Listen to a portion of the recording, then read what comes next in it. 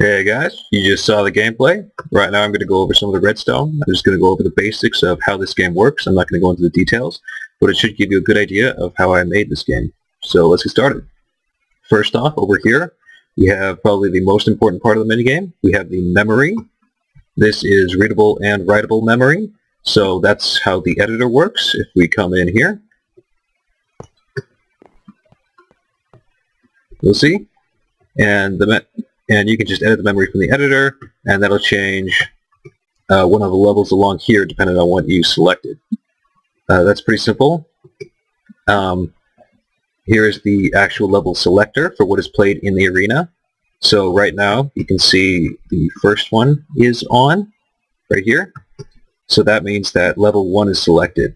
And this goes all the way to 15 for a 4-bit system. And that's how that works. It goes forward if you press the next level button, and so on. You can set it to any level you want by resetting the whole thing and then sending a redstone pulse up to a certain line. So that's how you do that. The player selection room right here. When you choose a player, it will update an RS-NOR latch, which will lock it out from being chosen again until that player has been reset. It then teleports you over here into the difficulty options room. From here you can choose your loadout, and depending on what difficulty option you choose, it will change how much health you lose every time. So the way that works is it just sends a signal up here to where it is decoded using a red coder, and then that goes into the health system over there.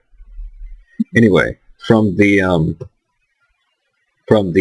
difficulty selectors, depending on what you choose, you'll be teleported to one of these capsules.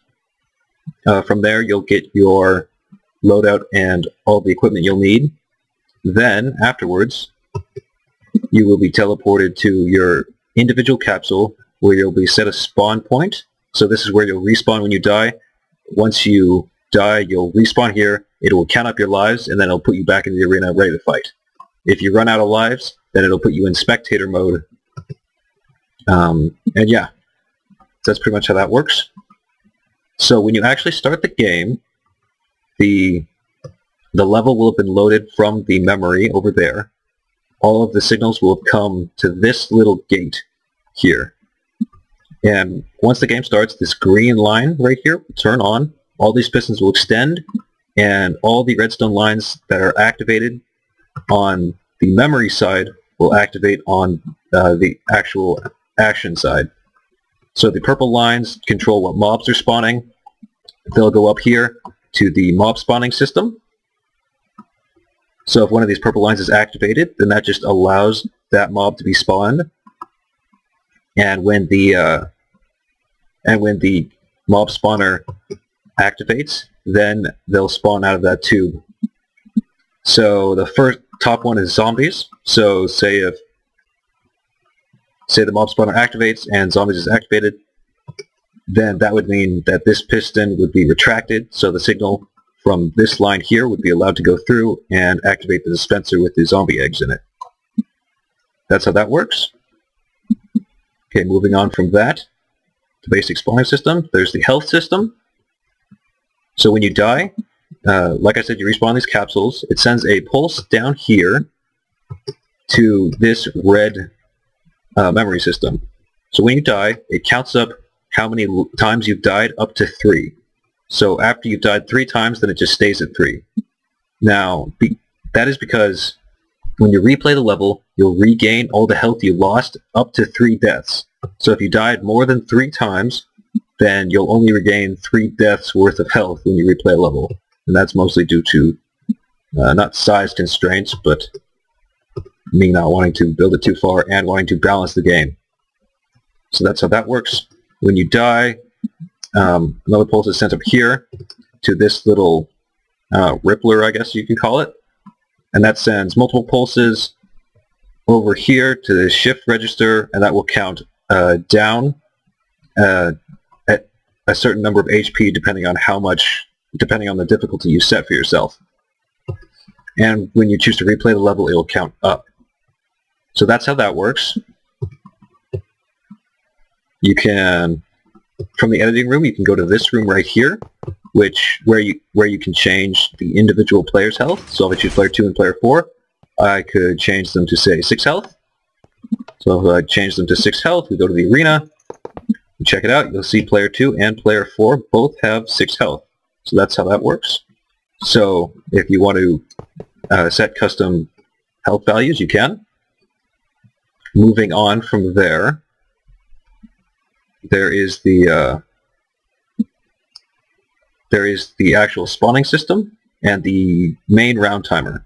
So when you start the round, it switches this RS NOR latch right here. And this is the main RS NOR latch. This controls the game, and when it's running, when it turns off, then the game stops and everything resets itself. So this is the main RS NOR latch right here.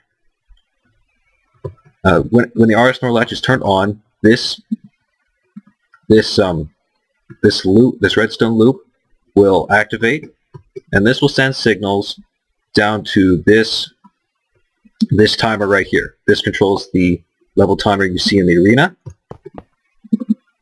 So that right there, my bad about that, I destroyed the wrong piece of redstone. So this level timer right here, that's the main level timer. There is no separate timer for the actual game. So it'll go in here, it'll count up 1 each time. It goes around that loop I showed you before.